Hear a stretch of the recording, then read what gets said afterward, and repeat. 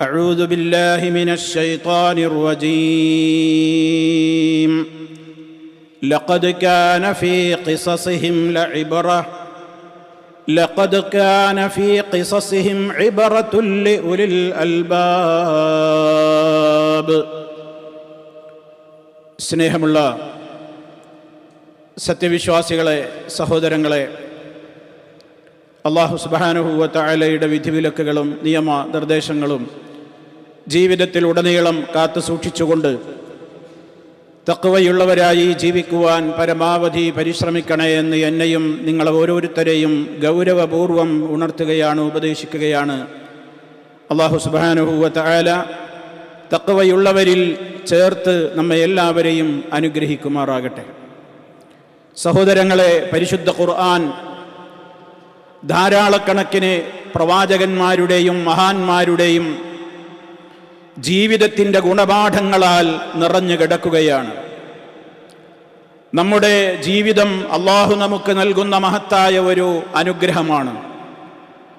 ആ അനുഗ്രഹത്തിന് നമ്മളേവരും നന്ദി പ്രകടിപ്പിക്കേണ്ടത് ആ ജീവിതം നമുക്ക് നൽകിയ റബ്ബിനെ തൃപ്തിപ്പെടുത്തുന്ന വാക്കുകളാലും പ്രവൃത്തികളാലും അതേ രീതിയിലുള്ള ജീവിതത്തെ യഥാവിധി ജീവിച്ചുകൊണ്ട് മുന്നോട്ട് ഗമിക്കുന്നതിലൂടെയുമാണ്. അതുകൊണ്ട് തന്നെ ജീവിതം നമുക്കൊരുപാട് പാഠങ്ങളാണ് പകർന്നു നൽകുക. ധാരാളക്കണക്കിന് ഗുണപാഠങ്ങൾ പകർന്നു നൽകുന്ന ഒരു അധ്യാപകനാണ് വാസ്തവത്തിൽ ജീവിതം. അതുകൊണ്ട് തന്നെ മുൻഗാമികളുടെ ജീവിതത്തെക്കുറിച്ച് പഠിക്കാനും ആ ജീവിതം നമുക്ക് നമ്മുടെ ജീവിതത്തിൽ മുന്നോട്ട് ധൈര്യമായി ഗമിക്കുവാനുള്ള പാത വെട്ടിത്തെളിയിച്ചു തരുന്നതിനുള്ള ഗുണപാഠങ്ങളെ ഉൾക്കൊള്ളുവാനും പരിശുദ്ധ ഖുർആൻ പ്രേരിപ്പിച്ചിരിക്കുകയാണ്. മഹാന്മാരായ പ്രവാചകന്മാരെ സംബന്ധിച്ച് പരിശുദ്ധ ഖുർആനിലൂടെ ഒട്ടേറെ സ്ഥലങ്ങളിൽ അവരുടേതായ ജീവിതത്തിൻ്റെ പല അനുഭവങ്ങളും പറയുമ്പോഴൊക്കെ അതിൽ എടുത്തു പറഞ്ഞ സംഗതിയാണ് നമ്മൾ പകർത്തേണ്ടുന്ന ഗുണപാഠം. ജീവിതത്തിൽ മനുഷ്യൻ പതറാതിരിക്കണം, തളരരുത്. ജീവിതമെന്ന് പറയുന്നത് സുഖദുഃഖ സമ്മിശ്രമാണ്. അതുകൊണ്ട് തന്നെ പതറാതെ മുന്നോട്ട് ജീവിക്കാൻ, നല്ല മനക്കരുത്തോടെ മുന്നോട്ട് പോകുവാൻ, ടെൻഷനില്ലാതെ ജീവിക്കുവാൻ, നിരാശയില്ലാതെ ജീവിക്കുവാൻ, പ്രതീക്ഷയോടെ ജീവിക്കുവാൻ മനുഷ്യൻ മഹാരഥന്മാരുടെ പാഠങ്ങളിൽ നിന്ന് പാഠം ഉൾക്കൊള്ളണം. ഒന്നാമത് നമ്മൾ ഉൾക്കൊള്ളേണ്ട പാഠം ഈമാനും തവക്കുലുമാണ് നമുക്ക് മുന്നോട്ടുള്ള ജീവിതത്തിന് കരുത്തായി മാറുക.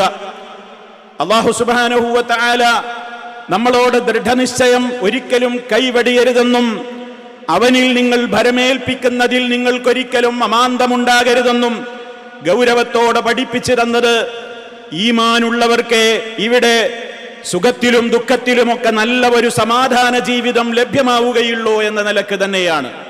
പരിശുദ്ധ ഖുർആൻ പറഞ്ഞു, മൻ അമില സാലിഹൻ, ആരെങ്കിലും സൽക്കർമ്മങ്ങൾ പ്രവർത്തിക്കുന്നുവെങ്കിൽ, മിൻ ദക്കരിൻ ഔ ഉൻസ, ആണാവട്ടെ പെണ്ണാവട്ടെ, വഹുവ മുഅ്മിനുൻ, അവൻ സത്യവിശ്വാസിയായിരിക്കെ.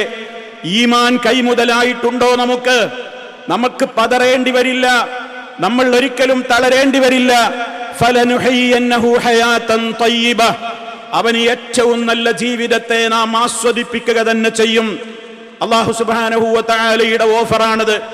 എത്രയെത്ര ആളുകളാണ് ദുനിയാവിൽ ഏറെ പ്രയാസത്തിൽ അകപ്പെട്ടപ്പോൾ ഈമാൻ എന്ന കപ്പലിൽ കയറി അവർ യാത്ര ആരംഭിച്ചപ്പോൾ, റബ്ബിലുള്ള തവക്കുലിൽ അവർ സത്യസന്ധത കാണിച്ചപ്പോൾ അവർ രക്ഷപ്പെട്ട ചരിത്രമല്ലേ ഉള്ളത്. ഇബ്രാഹിം നബി അലൈഹിസ്സലാം അഗ്നികുണ്ഡത്തിൽ എടുത്തെറിയപ്പെട്ടപ്പോഴും ഈമാനിന്റെ കരുത്തുണ്ടായി. ഹസ്ബി അല്ലാഹ് വനിഅമൽ വക്കീൽ എന്ന മഹത്തായ പ്രഖ്യാപനം. ഒരു പോറൽ പോലും ശരീരത്തിന് ഏൽപ്പിക്കപ്പെടാതെ അഗ്നികുണ്ഡത്തിൽ നിന്ന് രക്ഷപ്പെട്ട ചരിത്രം. ഹാജറ റളിയല്ലാഹു അൻഹ ആരാരുമില്ലാത്ത മണൽക്കാട്ടിൽ അവരെ ഒറ്റക്ക് പാർപ്പിച്ച് ഭർത്താവായ ഇബ്രാഹിം അലൈഹിസ്സലാം തിരിഞ്ഞു നടന്നപ്പോഴും അല്ലാഹുവാണോ ഇത് താങ്കളെ ഏൽപ്പിച്ചതെങ്കിൽ എങ്കിൽ ആ റബ്ബി എന്നെ കൈവടിയില്ല എന്ന പ്രഖ്യാപനത്തിന്റെ കരുത്ത്. മഹാനായ മൂസ നബി അലൈഹിസ്സലാം, ഫറോവയും പട്ടാളവും ഇതാ പിന്നിലേക്ക് വരുന്നു, നമ്മെ നശിപ്പിക്കും, മുന്നിലാണെങ്കിൽ ആർത്തലക്കുന്ന സമുദ്രമാണ്, ഇനി എന്തു ചെയ്യുമെന്ന ഘട്ടമെത്തിയപ്പോൾ ആ സ്വീകരിച്ച നിലപാട്, എന്റെ റബ്ബിന്റെ എന്റെ കൂടെ എന്ന തവക്കുലിന്റെ മനോഭാവം. ശത്രുക്കൾ ഇതാ നമ്മെ അരിഞ്ഞു വീഴ്ത്താനുള്ള സമയമായി, ഒന്ന് കുനിഞ്ഞു നോക്കിയാൽ അവർ നമ്മെ കണ്ടെത്തുമെന്ന് അബൂബക്കർ റളിയല്ലാഹു അൻഹു മഹാനായ നബി തങ്ങളോട് പരാതിപ്പെട്ടപ്പോൾ അബൂബക്കറെ അള്ളയുണ്ട് നമ്മുടെ കൂടെ എന്ന് പറഞ്ഞ ആ തവക്കുലിന്റെ പ്രേരകം അതവരുടെ മുന്നോട്ടുള്ള ജീവിതത്തിൽ വിജയമാണ് നൽകിയിട്ടുള്ളത്. വകദാലിക നുൻജിൽ മുഅ്മിനീൻ. അല്ലാഹു സുബ്ഹാനഹു വ തആല ഓഫറാണ്. ഇപ്രകാരമാണ് സത്യവിശ്വാസികളെ നാം രക്ഷപ്പെടുത്തുക. അതുകൊണ്ട് ഈമാൻ കൈമുതലാക്കണം നമ്മുടെ യാത്രയിൽ. എപ്പോഴും നമ്മുടെ യാത്രാ സമ്പത്ത്, നമ്മുടെ ഏറ്റവും വലിയ മുന്നൊരുക്കം ഈമാനായിരിക്കണം. തളരാതിരിക്കാനുള്ള ഒന്നാമത്തെ ഗുണപാഠം അതാണ്. 2, മഹാരഥന്മാര് നമുക്ക് പകർന്നു നൽകിയ രണ്ടാമത്തെ പാഠം, ജീവിതത്തിന്റെ ഏത് ഘട്ടത്തിലും അല്ലാഹനെ മറക്കരുത്. ദിക്റുള്ള നമ്മുടെ മനസ്സിന്റെ ടെൻഷനുകളെ മാറ്റും. അലാ ബിദിക്രില്ലാഹി തത്മഇന്നുൽ ഖുലൂബ്. ഹൃദയങ്ങൾക്ക് അടക്കവും ഒതുക്കവും ഖൽബിന്റെ അകത്തുള്ള കാറ്റും കോളും ശമിക്കുവാനുള്ള ഏകമാർഗം അള്ളാഹുവിനെ ഓർക്കേണ്ട നിലക്ക് പ്രഭാതം മുതൽ പ്രദോഷം വരെ അല്ല ഉറങ്ങും വരെയും നിശ്ചയിക്കപ്പെട്ട ദിക്റുകളിലൂടെ ആ നിലക്ക് റബ്ബിനെ ഓർക്കുക. എന്റെ റബ്ബുണ്ട് എന്റെ കൂടെ, റബ്ബുണ്ട് നമുക്ക് എന്ന പ്രഖ്യാപനം മനസ്സിനെ പഠിപ്പിക്കുന്ന ആ ദിക്റുകളിലൂടെ ഹൃദയങ്ങൾ പ്രകാശിക്കും, ആത്മശാന്തി നേടാനാകും. അതേ അവസരത്തിൽ എനിക്ക് ദിക്റൊന്നും വേണ്ട, അതുകൊണ്ടൊന്നും കാര്യമില്ല എന്ന മനോഭാവത്തോടെ പിന്തിരിഞ്ഞു ജീവിക്കുകയാണെങ്കിലോ വമൻ അഅറദ അൻ ദിക്രി ഫഇന്ന ലഹു മഈശതൻ ലൻക. അവന് വളരെ കുടിസുള്ള ഒരു ജീവിതമായിരിക്കും. ടെൻഷൻ തീർന്ന നേരമുണ്ടാവില്ല, ഉറങ്ങാനാവില്ല, ജോലി ചെയ്യാനാവില്ല, ടെൻഷനോട് ടെൻഷൻ.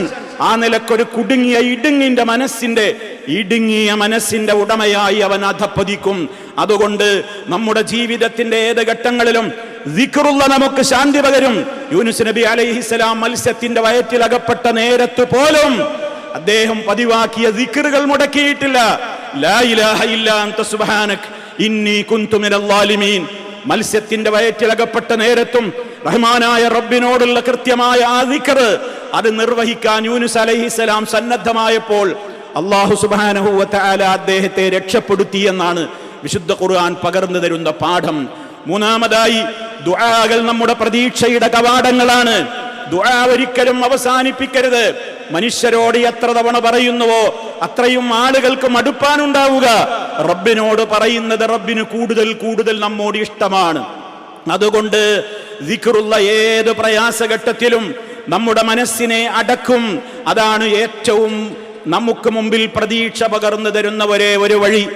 തകർന്ന എത്രയെത്ര ഹൃദയങ്ങളാണ് സഹോദരങ്ങളെ ദുആയാൽ തിരികെ വീണ്ടും ജീവൻ കിട്ടിയത്. എത്രയെത്ര രോഗികളാണ് ദുആ കൊണ്ട്, ആത്മാർത്ഥമായ ദുആ കൊണ്ട് മുക്തി നേടിയത്. മഹാനായ അയ്യൂബ് നബി അലൈഹിസ്സലാമിനോളം രോഗപരീക്ഷണങ്ങളാൽ ഇവിടെ പരീക്ഷിക്കപ്പെട്ടവർ ചരിത്രത്തിൽ ആരുണ്ട്?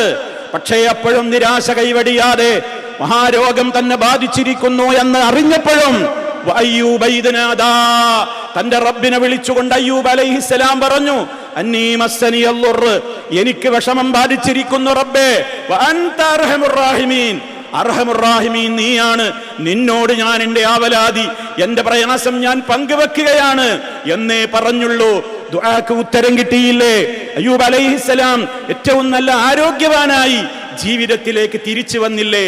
എത്രയെത്ര ടെൻഷനുകളുള്ള ആളുകളാണ് ദുആയിലൂടെ അവരുടെ സംഘർഷങ്ങളെല്ലാം മനസ്സിൽ നിന്ന് പെയ്തൊഴിഞ്ഞു പോയത്. ആകയാൽ എപ്പോഴും സദാ ദുആയിൽ നമ്മൾ അഭയം കണ്ടെത്തണം. അല്ലാഹു സുബ്ഹാനഹു വ തആല അവൻ ലജ്ജാശീലനാണ്, അവൻ ഉദാരനാണ്. തന്റെ അടിമ ആത്മാർത്ഥമായി തന്നിലേക്ക് ഉയർത്തിയ കൈകളെ സ്വീകരിക്കാതെ അതിനെ തട്ടി അകറ്റുക എന്നുള്ളത് അല്ലാഹു ലജ്ജിക്കുന്ന കാര്യമാണ്. അതുകൊണ്ട് മനസ്സറിഞ്ഞ് റബ്ബിലേക്ക് കൈകൾ ഉയരട്ടെ. ഏത് ടെൻഷനുകൾക്കും പിന്നെ അവിടെ സ്ഥാനമില്ലെന്ന ഗുണപാഠം. നാലാമത്തെ പാഠം, ജീവിതത്തിൽ പലരും ടെൻഷൻ അനുഭവിക്കുന്നത് എന്തിനാണ്? എനിക്ക് പലതും ഇല്ല എന്ന തോന്നൽ, മറ്റുള്ളവർക്ക് പലതും ഉണ്ട് എന്ന തോന്നൽ, ഞാൻ എന്താ ഇങ്ങനെ എന്ന തോന്നൽ, എനിക്കെന്താ എപ്പോഴും ഇങ്ങനെ കഷ്ടപ്പാടെന്ന തോന്നൽ. അവർ പഠിക്കേണ്ട പാഠം റഹ്മാനായ റബ്ബിന്റെ കയ്യിലാണ് റിസ്ഖിന്റെ നിശ്ചയം. അത് ഏറും, ചിലപ്പോ കുറയും. അത് റബ്ബാണ് നിശ്ചയിക്കുന്നത്, അവനാണ് വീതം വെക്കുന്നത്. അവനറിയാം ആർക്കൊക്കെ എത്രയൊക്കെ അളവിൽ എപ്പോഴൊക്കെ കൊടുക്കണം, അത് അവൻ തരും. ഇന്നല്ലാഹ ഹുവർ റസ്സാഖു ദുൽ ഖുവ്വത്തിൽ മതീൻ. അള്ളയാണ് റിസ്ഖ് നൽകുന്നവൻ. അതാർക്കൊക്കെ ഏതൊക്കെ വിധത്തിൽ എന്ന് സൂക്ഷ്മമായി അറിയുന്ന അള്ളാഹുവാണ് അത് വീതം വെക്കുന്നതും നിശ്ചയിക്കുന്നതുമൊക്കെ.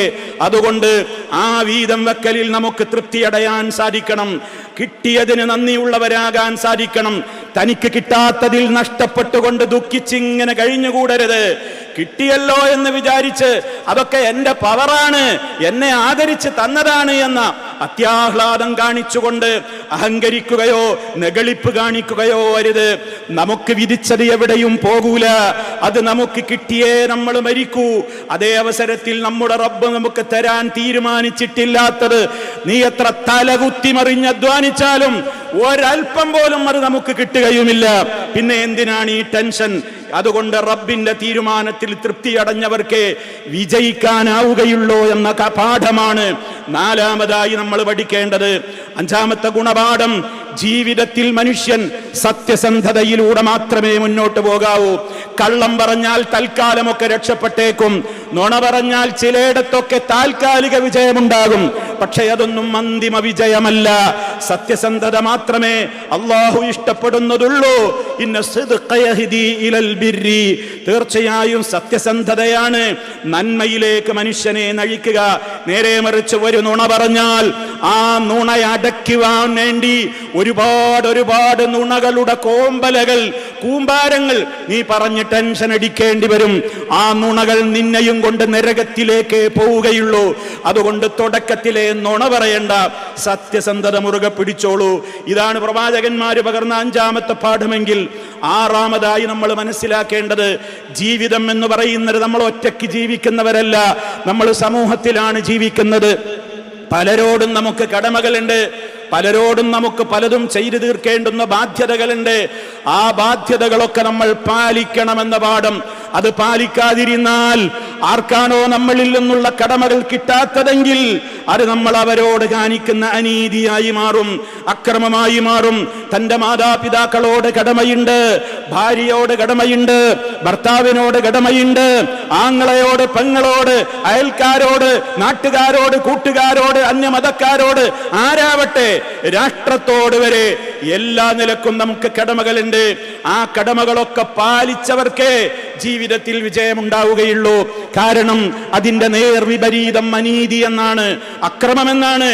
ഇന്നല്ലാഹ വല്ലാഹു ലാ യഹ്ദിൽ ഖൗമൽ ളാലിമീൻ. അക്രമം കാണിക്കുന്ന, അനീതി കാണിക്കുന്ന ജനതയെ ഒരിക്കലും അല്ലാഹു നന്നാക്കൂല. അതുകൊണ്ട് അതിന്റെ പര്യവസാനം വളരെ ചീത്തയായിരിക്കും. വല്ലാഹു ലാ യുഹിബ്ബുൽ ളാലിമീൻ. അങ്ങനെ അനീതി കാണിക്കുന്ന അക്രമികളോട് അല്ലാഹു ഒരിക്കലും അവരെ ഇഷ്ടപ്പെടൂല. റബ്ബിന്റെ ഇഷ്ടം നമ്മളിൽ നിന്ന് നീങ്ങിപ്പോയാൽ പിന്നെ ജീവിതത്തിൽ എങ്ങനെ വിജയിക്കാനാണ്? ആ ഗുണപാഠവും നമ്മൾ പഠിക്കണം. ഏഴാമതായി പഠിക്കാനുള്ള ഗുണപാഠം, നല്ല വാക്കുകളായിരിക്കണം നമ്മളെപ്പോഴും നമ്മുടെ വായിൽ എന്ന് പറയേണ്ടത്. നല്ല വാക്കുകൾക്ക് വലിയ സ്വാധീനമുണ്ടാകും, അതിനൊരുപാട് ഫലങ്ങളുണ്ടാകും. നല്ല ഒരു വാക്ക് ഏറ്റവും നല്ല ഒരു സദഖയാണ്, ധർമ്മമാണ് എന്നാണ് നബി സല്ലല്ലാഹു അലൈഹി വസല്ലം പറഞ്ഞത്. എത്രയെത്ര നല്ല വാക്കുകളാണ് വളരെ ടെൻഷൻ അടിച്ച് നിന്നിരുന്ന ഹൃദയങ്ങൾക്ക് സന്തോഷം പകർന്നത്. നമുക്ക് വല്ല ചെലവുമുണ്ടോ? ഒരാശ്വാസത്തിന്റെ വാക്കുകൾ പറഞ്ഞാൽ നീറിപ്പുകയുന്ന എത്രയോ മനസ്സുകൾക്കത് കുളിർ തെന്നലായി മാറും. എത്രയെത്ര ജീവിതം ഇനി തനിക്ക് വേണ്ട എന്ന് നിരാശപ്പെട്ട് നിന്നിരുന്ന എത്രയെത്ര ആത്മഹത്യയുടെ വക്കോളമെത്തിയ ആളുകളെയാണ് ഒരു നല്ല വാക്കുകൾ വീണ്ടും ജീവിതത്തിലേക്ക് ഉന്മേഷത്തോടെ തിരികെ കൊണ്ടുവന്നത്.